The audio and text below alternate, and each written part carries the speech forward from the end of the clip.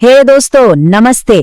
Chemical formulas नाम सुनते ही दिमाग घूम जाता है, राइट? बट टेंशन नॉट, आज हम इस एटम्स एंड मॉलिक्यूल्स के टॉपिक को इतना सिंपल बना देंगे ना कि एग्जाम्स में फुल मार्क्स लाना बच्चों का खेल हो जाएगा। तो चलो फटाफट शुरू करते हैं।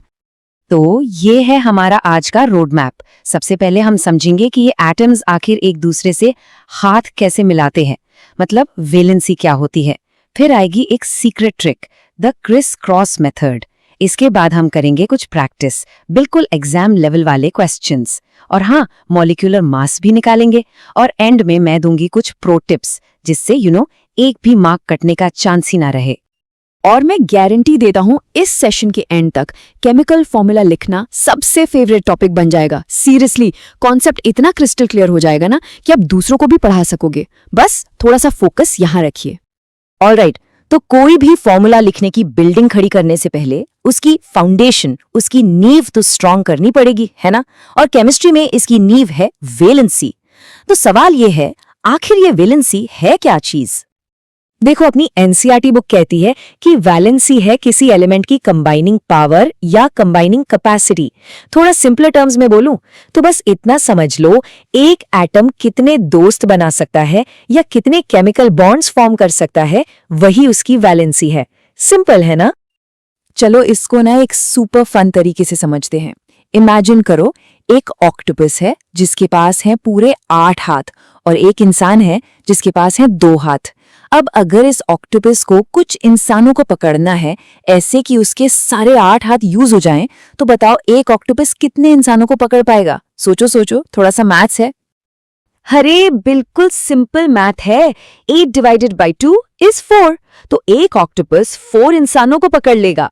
अब सोचो, अगर ऑक्टोपस को हम O से लिखें और ह्यूमन को H से, तो फॉर्मूला क्या बनेगा? OH4। करेक्ट। यहां ये जो 4 आया ना, बस ऐसे ही वैलेंसी काम करती है। ऑक्टोपस की कंबाइनिंग कैपेसिटी 8 थी, ह्यूमन की 2, और इन कैपेसिटीज से ही फॉर्मूला बना। केमिस्ट्री में भी एटम्स बिल्कुल ऐसे ही कंबाइन करते हैं। तो वैलेंसी का आइडिया क्लियर हुआ?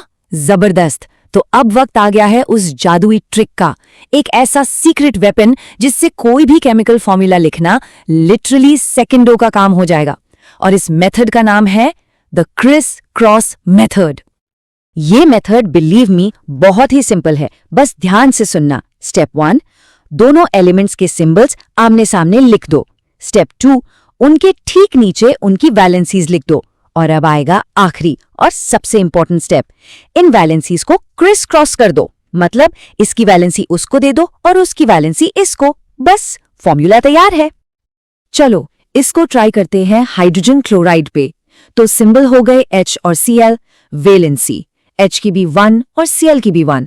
अब करते हैं क्रिस क्रॉस, H को मिल गया 1, Cl को भी मिल गया 1, तो फॉर्मूला बना H1 Cl1। पर रुको, केमिस्ट्री में ना हम 1 को लिखते नहीं है।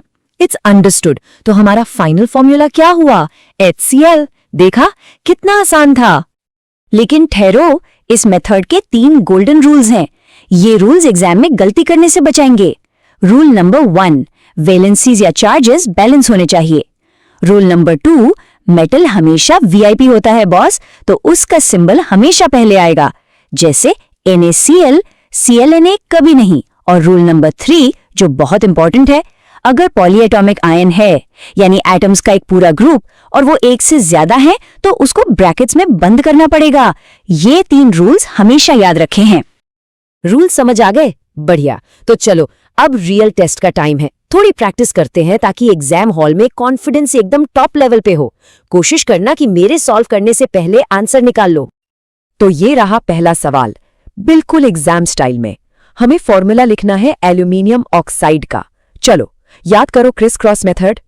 ओके, चलो इसको सॉल्व करते हैं। सिंबल्स एल्यूमिनियम और O, वैलेंसी एल्यूमिनियम की है 3 और ऑक्साइड यानी ऑक्सीजन की है 2। अब क्रिस क्रॉस, एल्यूमिनियम के पास चला जाएगा 2 और ऑक्सीजन के पास आ जाएगा 3। तो फॉर्मूला क्या बना? Al2O3। फैंटास्टिक। अगर यही सोचा था तो बिल्कुल सही।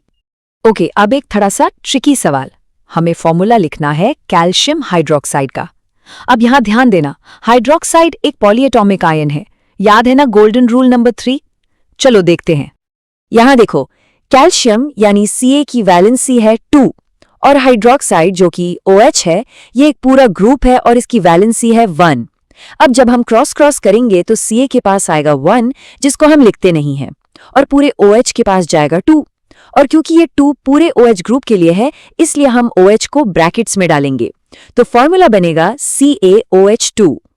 और ये दोस्तों सबसे इंपॉर्टेंट एग्जाम टिप है।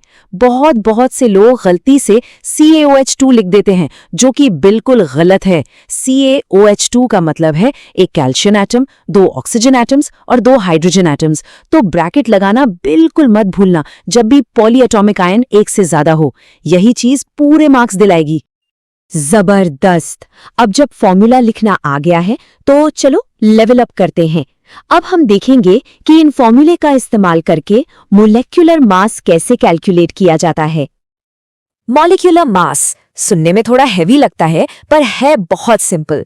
इसका मतलब है एक मॉलिक्यूल में जितने भी एटम्स है ना, बस उन सबके एटॉमिक मासेस को ऐड कर दो, जोड़ दो, दैट्स इट। जो टोटल आएगा वही है मॉलिक्यूलर मास। और हाँ, इसका यूनिट होता है U यानी यूनिफाइड मास। तो शुरुआत करते हैं सबसे कॉमन, सबसे फेमस एग्जाम्पल से, पानी यानी H2O। चलो इसका मॉलिक्यूलर मास कैलकुलेट करते हैं। एग्जाम्स में पूरे मार्क्स के लिए हमेशा इस फॉर्मेट को फॉलो करना। पहले लिखो गिवन, हाइड्रोजन का एटॉमिक मास 1U, ऑक्सीजन का 16U। ये वैल्यूज एग्जाम में दी जाती हैं। फिर फॉर्मूला, H2O का मास होगा 2 मल्टीप्लाई हाइड्रोजन का मास प्लस 1 मल्टीप्लाई ऑक्सीजन का मास। अब आती है बारी सब्स्टिट्यूशन की। वैल्यूज पुट कर दो, 2 multiply 1 plus 1 multiply 16। Calculation simple है, 2 plus 16 and the answer is 18U। तो हमारा फाइनल आंसर है 18U। दोस्तों ये U लिखना बिल्कुल मत भूलना। सीरियसली इसके बिना मार्क्स कट सकते हैं। ये छोटी छोटी बातें ही फुल मार्क्स सिक्योर करवाती हैं। ओके, तो अब जल्दी से सब कुछ समराइज कर लेते हैं और कुछ फाइनल एग्जाम टिप्स पे भी नजर डाल लेते हैं ताकि इस टॉपिक में सब चैंपियन बन जाएं। तो ये है फुल मार्क्स वाली चेकलिस्ट। एग्जाम में आंसर लिखने से पहले दिमाग में ये पॉइंट्स जरूर चेक कर लेना। नंबर 1, वैलेंसीज डबल चेक की। नंबर 2, पॉलीएटॉमिक आयन के लिए ब्रैकेट लगाया। 3, अगर वैलेंसीज सेम है तो उनको सिंप्लीफाई किया, जैसे CaO Ca2O2 नहीं। और आखिरी, मॉलिक्यूलर मास के आगे U लिखा। अगर इन सब का जवाब हाँ है तो फुल मार्क्स पक्के हैं। तो अब फॉर्मूला लिखना तो आ गया है, पर क्या कभी सोचा है कि H2O या Al2O3 इनका रियल वर्ल्ड में मतलब क्या है? ये सिर्फ अल्फाबेट्स और नंबर्स नहीं है, ये एक कहानी है एटम्स के आपस में जुड़ने की। और इस कहानी को हम और भी गहराई से समझेंगे हमारे अगले सेशन में, जब हम बात करेंगे मोल कॉन्सेप्ट की। तब तक के लिए सोचते रहिए।